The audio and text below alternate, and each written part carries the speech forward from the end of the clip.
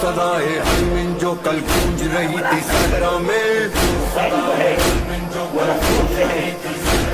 हाँ आज तलक सदियों से वो ही गूंज रही है दुनिया में। करबला तक नाना जो है नवासे से नहीं होगा, बल्कि नवासा नाना से है। हुसैन जो है वो रसूल से है। अब वहाना मिनल हुसैन, मैं हुसैन से हूँ। करबला से लेकर के सुबह कयामत तक के जो रसूल जो है वो हुसैन से है। अब मजलिस हुसैन की होगी, तज़किरा रसूल का होगा, मजलिस हुसैन की होगी, ईमान रसूल का बयान किया जाएगा, मजलिस रसूल की होगी, अकीदा रसूल का बयान किया जाएगा, मजलिस हुसैन की होगी, किरदार रसूल का बयान किया जाएगा। सलावत पढ़े मोहम्मद वाले हुसैन नीवाना मिनल हुसैन, हुसैन मुझसे है और मैं हुसैन से हूँ। ये बात सच है कि मदीने से लेकर के करबला तक के अगर हुसैन पहचाने गए तो किसके सबब पहचाने गए? रसूल के सबब पहचाने गए। हाजा हुसैन फारिकू, न मालूम कितनी जगह पर पैगंबर ने कहा था हाजा हुसैन फारिकू, ये मेरा हुसैन है, इसे पहचान लो, ये मेरा हुसैन है, इसे पहचान लो। और दुनिया वालों ने पहचाना, यानी करबला से पहले हुसैन को किससे पहचाना? रसूल से पहचाना। अब करबला के बाद सुबह कयामत तक के अगर रिसालत पहचानी जाएगी तो हुसैन के जरिए पहचानी जाएगी, पैगंबरी पहचानी जाएगी तो हुसैन के जरिए से, नबुवत जो है वो पहचानी जाएगी तो हुसैन के जरिए से पहचानी जाएगी। कौन रसूल? जिसने उम्मत को दावत हक दिया है, जिसने उम्मत को जो है वो दावत हक दिया है। पैगंबर ने कब उम्मत को दावत हक दिया है? कुरान नाज़िल हो चुका है, पैगंबर की उम्र मुबारक 40 साल की हो चुकी है, पैगंबर 40 साल के हो चुके हैं।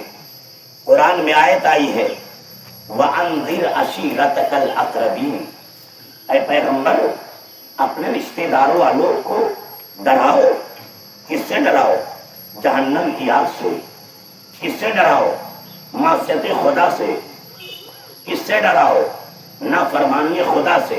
ऐ रसूल अब अपने क़राबतदारों वालों के दरमियान जो है वो तबलीग करो। क़राबत अभी तक के पैगंबर जो है वो तन्हा है, पैगंबर अकेले हैं, पैगंबर का कोई साथी नहीं है। इस्लाम की सबसे पहली दावत कौन सी है? दावत-ए-जुल अशीरा।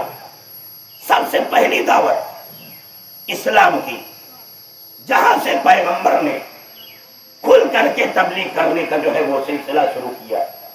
इससे पहले पैगंबर जो है वो खुफिया तौर से अपने घराने में, अपने क़राबतदारों में, अपने रिश्तेदारों में पैगंबर तबलीग करते थे। लेकिन दावत-ए-जुल अशीरा के बाद से लेकर के पैगंबर ने खुल्लम खुल्ला तबलीग करना शुरू किया है। पैगंबर ने खुल करके तबलीग किया है। अज़ीज़ान गिरामी, ये बात सच है कि जब कोई इंसान अपने को तन्हा समझता है, अकेला समझता है, तन्हा समझता है, तो वो इंसान न जल्दी जल्दी कुछ कर पाता है और न ही वो अपने पैगामात पहुंचा पाता है। अगर दो इंसानों के दरमियान लड़ाई हो रही हो, नौबत मारपीट पे आ जाए और दोनों बराबर हो, या दोनों में एक कमजोर हो एक ताकतवर हो, तो ताकतवर हमेशा कमजोर पे भारी हो जाएगा। लेकिन अगर उसी कमजोर को उसी जगह पर कोई साथी मिल जाए, कोई दोस्त मिल जाए, कोई साथ देने वाला मिल जाए, अब उसके पास ताकत दोहरी है, अब उसके पास जज्बा आ गया है, अब उसके पास ताकत आ गई है, अब उसके पास जो है वो हौसला आ गया है। दावत-ए-जुल अशीरा में आखिर हुआ क्या? क्या पैगंबर ने खुदा की तौहीद पहुंचाई है? क्या पैगंबर ने खुदा की वहदानियत का ऐलान किया है? क्या पैगंबर ने कुरान के पैगामात दिए हैं? दावत-ए-जुल अशीरा को उठा कर देखो, आखिर ये दावत-ए-जुल अशीरा बर्पा क्यों की गई? ذوالشیرہ کو برپا کیوں کیا گیا؟ کیا سبب بنی، کیا ضرورت بنی کہ پیغمبر جو ہے وہ دعوت ذوالعشیرہ سے اپنی تبلیغ کا سلسلہ شروع کرے؟ عزیزان گرامی، پیغمبر کو چاہیے تھا ایک ساتھی، پیغمبر کو ضرورت تھی ایک دوست کی، پیغمبر کو ضرورت تھی ایک ساتھی کی، پیغمبر کو ضرورت تھی ایک مشیر کی۔ پیغمبر کو بہت سے لوگ صحبت میں بیٹھتے تھے، ان گنت لوگ پیغمبر کے گھروں میں جو ہے مسلسل رات و دن بیٹھے رہتے تھے۔ کیا ان میں پیغمبر کا کوئی دوست نہیں تھا؟ کیا ان میں پیغمبر کا کوئی ساتھی نہیں تھا؟ عزیزان گرامی، عالم کبھی جاہل کو دوست نہیں بناتا، عالم کبھی جاہل کو دوست نہیں بناتا، دیندار کبھی بے دین کو دوست نہیں بناتا، عبادت گزار کبھی بے نمازی کو دوست نہیں بناتا ہے، دولت مند کبھی فقیر کو دوست نہیں بناتا، بادشاہ کبھی رعایا کو دوست جو ہے وہ نہیں بناتی، بلکہ دوست کے لیے شرط ہے کہ تینت سے تینت ملے، سیرت سے سیرت ملے، صورت سے صورت ملے، رفتار سے رفتار ملے، گفتار سے گفتار ملے، کلمات سے کلمات ملے، تب جا کے دوستی کا اثر جو ہے وہ سامنے نکل کے آتا ہے۔ کتنے پیغمبر کی صحبت میں بیٹھتے تھے، لیکن ہم نے تو دیکھا ان صحبت میں نہ کسی کا کردار پیغمبر کے کردار جیسا، نہ کسی کی شخصیت پیغمبر کی شخصیت جیسی، نہ کسی کی گفتار پیغمبر کی گفتار جیسی۔ اگر ان میں کوئی پیغمبر کا ساتھی مل جاتا، پیغمبر کا دوست مل جاتا، پھر دعوت ذوالشیرہ کی ضرورت نہ پڑتی، دعوت ذوالشیرہ کی ضرورت نہ پڑتی۔ دعوت ذوالشیرہ کیوں برپا کی گئی؟ تاکہ پیغمبر کو پیغمبر کا ساتھی مل جائے، پیغمبر کو پیغمبر کا دوست مل جائے۔ کتنے دن دعوت ذوالشیرہ چلی ہے؟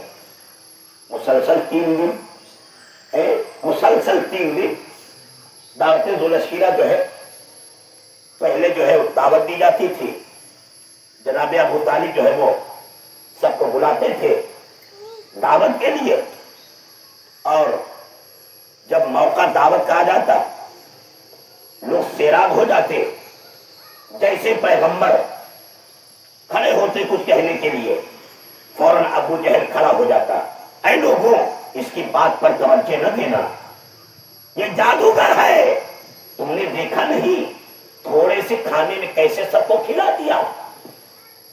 آنے والے 100 افراد ہیں اور کھانا جو ہے وہ 5 کا بھی نہیں بنا ہے، لیکن 5 افراد کے کھانے میں اس نے کیسے 100 لوگوں کو کھلا دیا؟ یہ جادوگر ہے، اس کی بات پہ بھروسہ نہ کرنا، اس کی باتوں میں نہ آنا، یہ دیوانہ ہے، یہ جادوگر ہے۔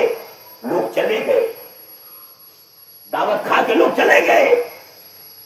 دوسرا بھی دن ایک صلوات پڑھے محمد والے دوسرا دن ہوا، پیغمبر نے پھر جناب ابو طالب سے کہا، اے چچا آپ پھر دعوت کا انتظام کریے، آپ پھر دعوت کا انتظام کیجئے۔ تاریخ بتاتی ہے پھر جناب ابو طالب نے جو ہے وہ کھانا بنوایا، کھانا کم ہے اور آنے والے زیادہ ہیں۔ جب اسی کم کھانے میں آنے والے زیادہ لوگ شکم سیر ہو گئے، سیراب ہو گئے، اب رسول نے چاہا کہ اب کھڑے ہو اور اپنا مدعا بیان کرے۔ پھر یہ ابو جہل کھڑا ہو گیا، اور کھڑا ہونے کے بعد ابو لہب کھڑا ہو گیا۔ کھڑے ہونے کے بعد کہتا ہے، اے لوگوں اس کی بات پہ نہ آنا، یہ جادوگر ہے، کیا تم نے اپنی آنکھوں سے نہیں دیکھا مختصر سے کھانے میں اس نے کیسے سب کا پیٹ بھر دیا، اس نے کیسے سب کا پیٹ بھر دیا؟ اے نادانو، اے پیٹ وہی بھرتا ہے کہ جس نے پیٹ کو بنایا ہے، پیٹ وہی بھرتا ہے جس نے پیٹ کو بنایا ہے۔ تاریخ بتاتی جیسے ہی یہ کھڑا ہوا اور اس نے کہا، دیکھو یہ جادوگر ہے، ان کے بات پہ نہ آنا. تاریخ بتاتی کہ سب جو ہے وہ کھا کر کے ایک صلوات پڑھے محمد والے، سب کھا کر کے پھر چلے گئے. تیسرا دن آیا، پھر پیغمبر نے کہا چچا جان آپ پھر انتظام کیجیے دعوت کا. تاریخ بتاتی ہے کہ رسول کے حکم ملتے ہی جناب ابو طالب نے پھر جو ہے وہ انتظام کیا دعوت کا. کھانا بنا، دعوت دی گئی. مختصر سے کھانا ہے، مختصر سے کھانا ہے. آنے والے بہت لوگ ہیں، آنے والے بہت لوگ ہیں. یعنی جب ابو طالب علیہ السلام بتانا چاہتے ہیں اے دنیا والوں جہاں بھی ولایت کا مسئلہ ہو وہاں تعداد نہ دیکھنا، وہاں تعداد نہ دیکھنا. بنانا تمہارا کام ہے، پورا کرنا اس کا کام ہے. اور یہ یاد رکھنا ہمیشہ برکتیں ایماندار کے یہاں ہوتی ہے، کفار کے یہاں نہیں ہوتی ہے. آج دنیا ابو طالب کو غیر مومن کہہ رہی ہے. صلوات پڑھے محمد والے. کئی باتیں جناب ابو طالب علیہ السلام نے اس دعوت کے ذریعے سے جو ہے وہ بتا دیا. یعنی کم کھانا پکا کے جناب ابو طالب نے بتا دیا کہ دیکھو جہاں بھی مسئلہ رسالت و ولایت کا ہو وہ تعداد نہ دیکھنا. بنانا تمہارا کام ہے، پورا کرنا اس کا کام ہے. آج ہماری مجلسوں میں یا ہمارے جلوسوں میں جب کہیں سے کوئی انجمن بلاتا ہے تو کیا کہتا ہے کہ بھائی فلاں تاریخ میں کیا آپ کی انجمن خالی ہے؟ آپ آ سکتے ہیں. کتنی بھی دور دراز کی انجمن آپ صرف یہی پوچھتے ہیں کہ اب فلاں تاریخ میں آپ خالی ہے. آپ کے کھانے پینے کا انتظام بھی انجمن بلانے والا کرے گا. لیکن وعدہ لیتے وقت یہ نہیں پوچھتا ہے کہ بھائی کتنے لوگ آؤ گے، کیا کھاؤ گے، یا کوئی ایسا جلوس بتاؤ جہاں انجمنیں آئی ہو اور کھانا پکا ہو اور کھانا کم پڑ گیا ہو. ہے کوئی جلوس ایسا؟ ہے کوئی ہماری مجلس ایسی؟ یعنی مجلسوں میں دعوت دی جاتی ہے، تعداد نہیں دیکھی جاتی. کیونکہ مجلسوں کا مسئلہ رسالت ہے، مجلس مسئلہ ولایت ہے. جہاں پہ رسالت کا مسئلہ ہو، ولایت کا مسئلہ ہو، وہاں تعداد نہ دیکھنا. بنانا تمہارا کام ہے، پورا کرنا اس کا کام ہے. صلوات پڑھے محمد والے.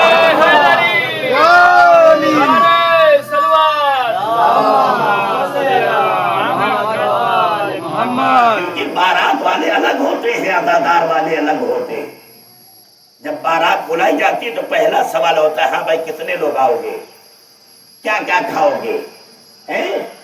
72 طریقے کے کھانے، لیکن پھر بھی 72 طریقے کے نخرے. پوچھ بھی لیا گیا ہے، سب کچھ ہو گیا ہے، یعنی کہنے کے مطابق انتظام کیا گیا ہے. لیکن پھر بھی اس میں یہ کمی ہے، اس میں یہ کمی تھی، اس میں یہ کمی تھی. کیوں پوچھا جا رہا ہے؟ کیوں؟ اس لیے کہ وہاں مسئلہ ولایت کا نہیں ہے، وہاں مسئلہ رسالت کا نہیں ہے. ہماری مجلسوں میں مسئلہ ولایت ہوتا ہے یا مسئلہ رسالت ہوتا ہے. اور جہاں مسئلہ ولایت و رسالت ہو وہاں کم ہونے کی پھر کوئی مثال نہیں ہے. وہاں تو برکتیں ہوتی ہیں، وہاں تو رحمتیں نازل ہوتی ہیں. ایک صلوات پڑھے محمد والے محمد. ابو طالب علیہ السلام نے کھانا بنوا دیا، دعوت دی گئی، آنے والے آئے، سب شکم سیر ہو گئے. بڑے بڑے پیٹوں کو لوگوں نے پھلا لیا. 3 دن کی دعوت کے ذریعے سے، 3 دن کی دعوت کے ذریعے سے بڑے بڑے لوگوں کے پیٹ ہو گئے.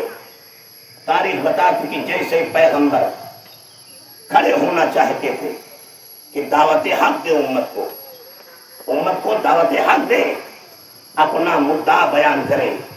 یہ جاہل پھر کھڑا ہوا اور جیسے اس نے چاہا لوگوں کے درمیان پیغمبر کی بات کا انکار کروائے.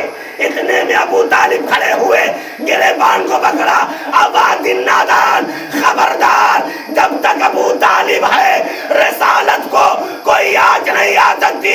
اے میرے بھتیجے کھڑے ہو جا, تجھے جو کہنا ہے وہ کہہ دے. جب تک ابو طالب ہے تیرا کوئی بال بھی نہیں ٹیڑھا کر سکتا ہے. نعرہ حیدری حیدری آواز بلند نعرہ صلوات. اے میرے بھتیجے تجھے جو کہنا ہے آج لوگوں کے سامنے اپنا مدعا بیان کر دے. تیری حفاظت کی ذمہ داری ابو طالب کے حوالے. تاریخ بتاتی کہ رسول کھڑے ہوئے, کھڑے ہونے کے بعد کیا کہا تھا, کیا کہا تھا؟ کیا کلمہ توحید پہنچایا تھا؟ کیا لا الہ الا اللہ کا پیغام دیا, محمد رسول اللہ کا پیغام دیا؟ کیا جملہ تھا رسول کا پہلا دعوت ذو الشیرہ میں؟ سب سے پہلا پیغمبر کا جو جملہ تھا دعوت ذو الشیرہ میں, اے لوگوں یہ بتاؤ تم میں میرا نصیر کون ہے, میرا مددگار کون ہے, میرا دوست کون ہے. اور یہ یاد رکھنا جو میرا ناصر ہوگا, جو میرا مددگار ہوگا, وہی میرا وسیع بھی ہوگا, وہی میرا جانشین بھی ہوگا. کیا پیغمبر نے کہا جو بھی میری مدد کرے گا وہ میرا وسیع ہوگا, وہ میرا جانشین ہوگا. تاریخ بتاتی ہے کہ پورے مجمع پہ سناٹا, پورے مجمع میں سناٹا. ایک 13 سال کا جوان مجمع سے کھڑا ہوا, آواز دی یا رسول اللہ میں آپ کی مدد کے لیے تیار ہوں. رسول نے بٹھا دیا, پھر کہا اے مجمع والوں کیا تم میں کوئی میرا مونس ہے, کیا کوئی میرا مددگار ہے؟ جو بھی میری مدد کرے گا وہ میرا وسیع ہوگا, وہ میرا جانشین ہوگا. پورے مجمع پہ سناٹا. پھر وہی 13 سال کا جوان کھڑا ہوا, پھر رسول نے بٹھا دیا, پھر رسول نے آواز دی اے لوگوں کیا تم میں کوئی میرا مونس ہے, کیا کوئی تم میں میرا مددگار ہے؟ جو بھی میرا مددگار ہوگا, جو بھی میرا دوست ہوگا, وہی میرا وسیع ہوگا, وہی میرا جانشین ہوگا. تاریخ بتاتی کہ تیسری بار بھی پورے مجمع کے سناٹا چھایا رہا. وہی 13 سال کا جوان کھڑا ہوا, اور کھڑا ہونے کے بعد کہتا ہے یا رسول اللہ میں آپ کی مدد کروں گا. آج دنیا والے کہتے ہیں ارے تم لوگ علی کو رسول سے بڑھا دیتے ہو. ارے جسے رسول نے بڑھایا ہو صلوات پڑھے محمد رسول نے تو لوگوں کو بہت بڑھایا, بہت موقع دیا, لیکن لوگوں میں صلاحیت ہی نہیں تھی کہ آگے بڑھے. لوگوں میں صلاحیت ہی نہیں تھی کہ آگے بڑھے. تو یہ ہے مسئلہ ولایت اور یہ ہے مسئلہ رسالت. اور کربلا کے سرزمین پر دونوں اکٹھا ہو گئے. مسئلہ ولایت بھی موجود ہے, مسئلہ رسالت بھی موجود ہے. آج 5 محرم تاریخیں بہت تیزی کے ساتھ گزر رہی. پرسوں 3 محرم تھی. 3 محرم کی تاریخ کیا ہے جانتے؟ اس دن ایک گوشہ چھوٹ گیا تھا جو بہت عظیم گوشہ تھا. 3 محرم سن 61 ہجری وہ تاریخ تھی کہ جس تاریخ میں شرح نام کا قاضی مسلح پہ بیٹھ کر کے قتل حسین کا فتویٰ اس نے دیا تھا. وہ 3 محرم کی تاریخ تھی. قاضی شرح آج جو ہے دنیا احترام کرتی ہے, ہماری نظروں میں کوئی احترام نہیں ہے, ہماری نظروں میں کوئی احترام نہیں ہے. قاضی شرح وہ ملعون ہے جس نے 3 محرم کو مسلح پہ بیٹھ کر کے امام حسین کے قتل کا فتویٰ جاری کیا تھا کہ حسین کو قتل کر دیا جائے. اللہ اکبر, یہ کیسا مسلح ہے اور یہ کیسی عبادت ہے اور یہ کیسا علم ہے. کس مسلح میں بیٹھ کے تم قتل حسین کی لیے جو ہے وہ سوال نامہ لکھ رہے ہو, فتویٰ جاری کر رہے ہو. وہی مسلح کہ جس مسلح پر کھڑے ہونے کا طریقہ رسالت نے بتایا ہو، جس مسلح پر نماز پڑھنے کا طریقہ رسالت نے بتایا ہو، اس رسالت کے نواسے کے قتل کا فتویٰ تم اس مسلح سے کھڑے ہو کے دے رہے ہو۔ اللہ اکبر۔ آج 5 محرم ہے، آج سے حسین کے دل کے ٹکڑے مقتل میں جائیں گے۔ حسین کے اصحاب مارے جا چکے ہیں، حسین کے انصار مارے جا چکے ہیں۔ اب بنی ہاشم کے جوان جو ہے وہ مقتل کی طرف جائیں گے۔ آج کون جائے گا؟ آج کون جان شہادت نوش کرے گا؟ امام حسین کے 2 بھانجے، جناب عباس کے 2 بھانجے، جناب زینب سلام اللہ علیہا کے 2 فرزند، ایک کا نام عون ہے اور ایک کا نام محمد ہے۔ عون کی عمر 7 سال ہے، محمد کی عمر 9 سال ہے۔ عزیزو سوچو 9 اور 7 سال کے بچے کی کیا عمر ہوتی ہے، لیکن عزیزان گرامی بنی ہاشم کے گھرانے کے بچے جوانوں سے کم نہیں ہوتے ہیں۔ تاریخ بتاتی ہے کہ جب عون و محمد کو رن کی اجازت ملی ہے، زینب نے عون و محمد کو تیار کیا۔ تیار کرنے کے بعد تاریخ بتاتی ہے کہ حسین اپنے خیمے میں بیٹھے تھے، حسین اپنے خیمے میں کرسی پہ تشریف فرما تھے۔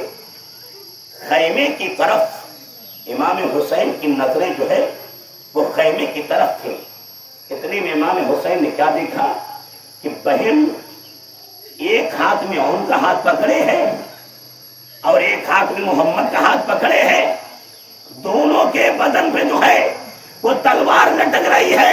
تاریخ بتاتی ہے حسین زمین پر بیٹھ گئے، ارے خاک کربلا کو اپنے سر پر ڈالا، آواز دی خدایا، ارے میں سمجھ گیا میری بہن کیوں آ رہی ہے، یہ بچے کیوں آ رہے ہیں، اے خدایا آج میرا عون جا رہا ہے، آج میرا محمد جائے گا۔ اللہ اکبر۔ حسین سمجھ گئے، حسین سمجھ گئے۔ تاریخ بتاتی ہے جیسے زینب قریب ہے، حسین نے سر جھکا کے کہا اے بہنا حسین سے کچھ نہ کہنا، اے بہنا حسین سے کچھ نہ کہنا، تمہارے آنے کو سبب کو حسین نے سمجھ لیا ہے۔ اے میرے فرزندو جاؤ مقتل میں، خدا حافظ۔ اللہ اکبر، اللہ اکبر۔ حسین نے کہا اے میری زینب مجھ سے کچھ نہ کہنا، مجھ سے کوئی سوال نہ کرنا، میں نے تمہارے آنے کا سبب سمجھ لیا ہے۔ تاریخ بتاتی ہے جناب زینب نے کہا اے بہن زینب ذرا تھوڑی دیر کے لیے عون و محمد کو میرے پاس چھوڑ دو، تھوڑی دیر کے لیے میرے عون و محمد کو میرے پاس چھوڑ دو۔ تاریخ بتاتی ہے زینب اپنے خیمے میں لوٹ گئی، حسین زمین پر بیٹھے، ایک زانو پر عون کو بٹھایا اور ایک زانو پر محمد کو بٹھایا۔ دونوں بھانجوں کے سر کے بالوں میں حسین نے انگلیاں پھیری۔ انگلیاں پھیرنے کے بعد تاریخ بتاتی ہے پہلے عون کے رخسار کا بوسہ لیا، محمد کے رخسار کا بوسہ لیا۔ بوسہ لینے کے بعد کہا فرزندو تمہیں کیوں اتنی جلدی ہے، تم مجھ سے پہلے کیوں جانا چاہتے ہو، اے فرزندو بتاؤ۔ ارے ماموں وہ دل کہاں سے لائے، ارے جن آنکھوں سے ماموں تمہیں موت کی آغوش میں دیکھے گا۔ اللہ اکبر۔ تاریخ بتاتی ہے کافی دیر تک کہ حسین بات کرتے رہے، بات کرتے کرتے انہوں محمد سے ایک جملہ کہا اے انہوں محمد خیال رکھنا جب میری ماں روز محشر سامنے آئے تو اماں سے یہ نہ کہنا ارے بابا سے پہلے میں ماموں سے پہلے قربان کیوں ہو گیا، اے میرے اونا محمد ارے یہ تمہاری ماں کی بہادری ہے، اے اونا محمد ارے کوئی ماں اپنے بچے کو مقتل میں نہیں بھیجتی، اے اونا محمد تمہاری ماں چاہتی ہے ارے بچے قربان ہو جائے لیکن زہرا کا لال بچ جائے، اے اونا محمد جاؤ خدا حافظ، اونا محمد جاؤ خدا حافظ۔ اللہ لعنت اللہ علی القوم الظالمین۔ وَسَيَعْلَمُ الَّذِينَ ظَلَمُوا أَيَّامُ الْخَلْقِ ينقلبون.